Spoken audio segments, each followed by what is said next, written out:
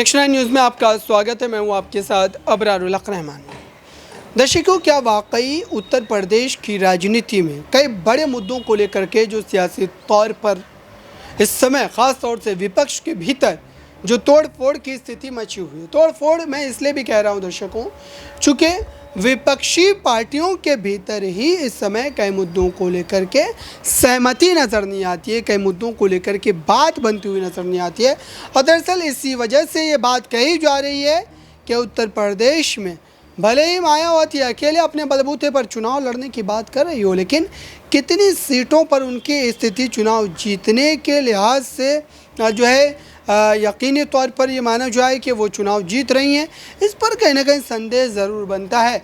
चूँकि अब मायावती को इस पूरे मामले पर और चेहरों के गठबंधन में ज़रूरत पड़ सकती है, चूँकि अकेले अपने बलबूते पर चुनाव नहीं जीत पाएंगी और कई सीटें उनके हाथों से जो है मात्र कुछ हज़ार वोटों की वजह से निकल सकती है। यह आकलन इस तरीके की बातें इसलिए कही जा रही है चूँकि कई ऐसे अहम और गंभीर मुद्दे हैं जिन पर मायावती ने खामोशी साध रखी है, वो खुले तौर पर बोलती नज़र नहीं आती है।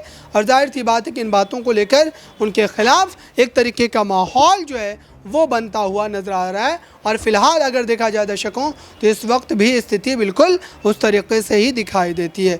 लेकिन अब उनकी जीत किस तरीके से सुनिश्चित हो पाएगी, वो किस ढंग से इस पूरे मामले को लेकर के अपनी जीत को जो है सुनिश्चित कर पाएंगी, ये देखने वाली बात होगी। और इसमें चंद्रशेखर आज़ाद, चंद्रशेखर रावण जो हैं, उनका कितना उनको सहयोग मिल पाएगा, ये बात इसलिए भी मैं कह रहा हूँ दर्शकों, क्योंकि भले ही गठबंधन ना हो, लेकिन अभी ये कहा जा रहा है कि ये दोनों नेता जानबूझ करके एक दूसरे के खिलाफ उस तरीके से मुखरता से बयान देने से परहेज़ करते हैं ताकि राजनीतिक नुकसान जो है वो ना होने पाए।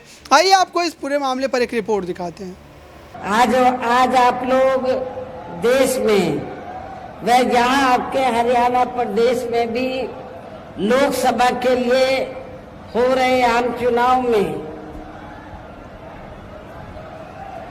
अपनी पार्टी के उम्मीदवारों के समर्थन में मुझे सुनने के लिए यहाँ इकट्ठा हुए हैं, तो उसके लिए मैं आप सभी लोगों का हार्दिक दिल से आभार प्रकट करती हूँ। वैसे आप लोगों को ये मालूम है कि हमारी पार्टी कांग्रेस, बीजेपी व अन्य किसी भी विरोधी पार्टी के साथ मिलकर नहीं, बल्कि अकेले ही खासकर यहाँ अपने गरीबों, मजदूरों, दलितों, आदिवासियों, पिछड़े वर्गों, मुस्लिम व अन्य अकलियतों के बलबूते पर ही ये चुनाव लड़ रही है। जो इनमें से पार्टी से जुड़े ये लोग अपनी पार्टी के उम्मीदवारों को जिताने में पूरे जी जान से लगे हैं।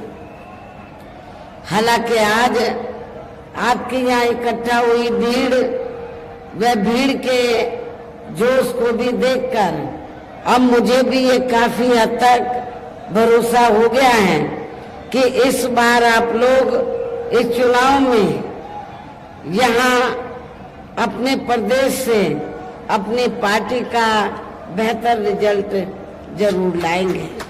इसके लिए अब मैं आप लोगों का ध्यान कुछ जरूरी बातों की तरफ दिलाना चाहती हूँ और इस संबंध में विशेषकर मैं कांग्रेस, बीजेपी व इनके अन्य सभी सहयोगी दलों के बारे में ये कहना चाहूंगी कि आजादी के बाद शुरू में केंद्र व देश के अधिकांश राज्यों में भी ज्यादातर सत्ता यहाँ कांग्रेस पार्टी के हाथों में ही केंद्रित रही है, किंतु इनके खासकर दलित, आदिवासी व पिछड़ा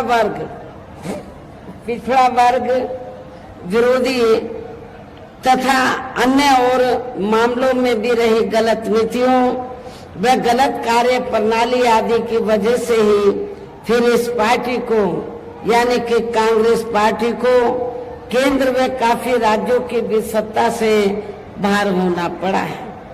तो आपने देखा दर्शकों, क्या वाकई अब चंद्रशेखर रावण ये बड़ा कदम उठाएंगे, क्योंकि चंद्रशेखर रावण इस समय उत्तर प्रदेश ही नहीं बल्कि देश के अन्य राज्यों में भी अपना राजनीतिक विस्तार कर रहे हैं और वो लगातार जनता के बीच जाकर के, चाहे वो दलित हो, मुस्लिम हो, दबे कुचले तबके हो, जो पिछड़ा वर्ग है, ओबीसी समाज है, तमाम के भीतर वो अपनी एक पकड़ मजबूत कर रहे हैं।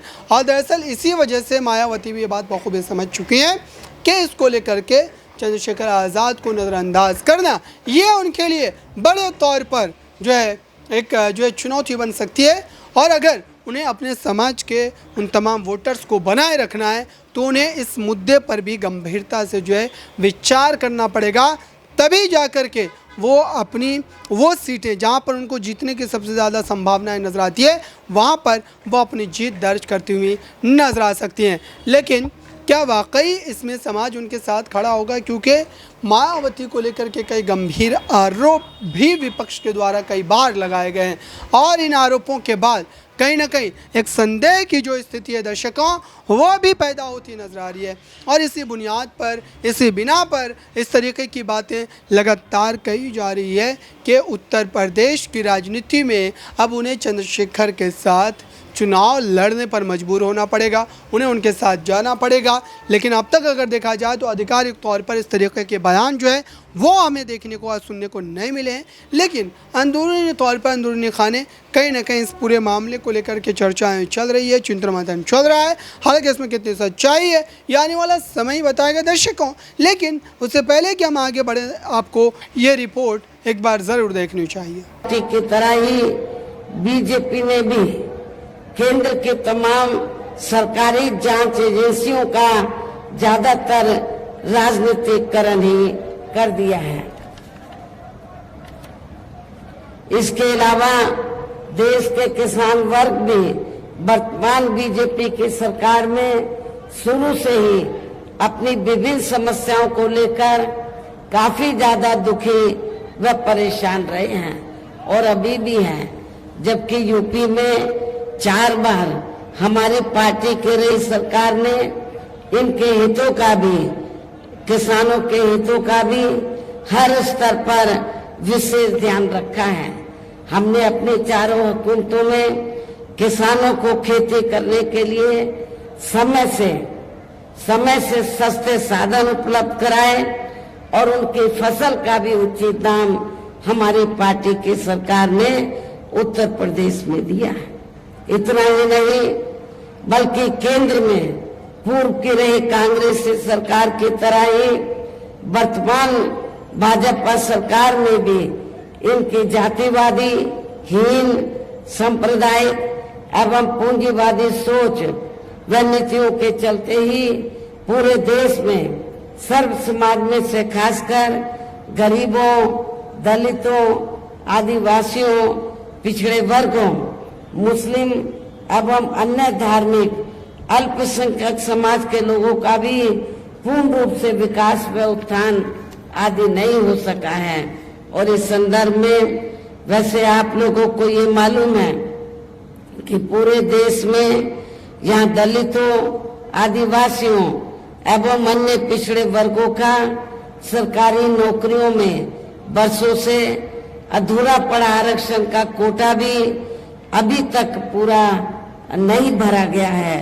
विशेषकर एससी व एसटी वर्गों के सरकारी कर्मचारियों का पदोन्नति में आरक्षण तो अब काफी हद तक प्रभावहीन ही बना दिया गया है। साथ ही केंद्र व राज्यों में भी विरोधी पार्टियों की रही सरकारों में इन सभी वर्गों को प्राइवेट सेक्टर में आरक्षण दिए जाने की व्यवस्था किए बिना ही इनकी सरकारों के ज्यादातर सरकारी कार्य अब प्राइवेट सेक्टर के जरिए ही इनके बड़े बड़े पूंजीपतियों व धन्ना सेठों आदि को ही दिए जाने के कारण अब इनको पूरे देश में आरक्षण का बहुत कम ही लाभ मिल पा रहा है। तो आपने देखा दर्शकों, अब आप इस पर अपनी राय ज़रूर दीजिए। आप क्या सोचते हैं? क्या दलित वोटर्स को बिखरने से रोकने के लिए, बचाने के लिए इन तमाम नेताओं को एक साथ आना चाहिए, चुनाव एक साथ लड़ना चाहिए? आपकी राय क्या है? कमेंट बॉक्स में ज़रूर बताइए। जुड़े रहें नेक्स्ट न्यूज़ के।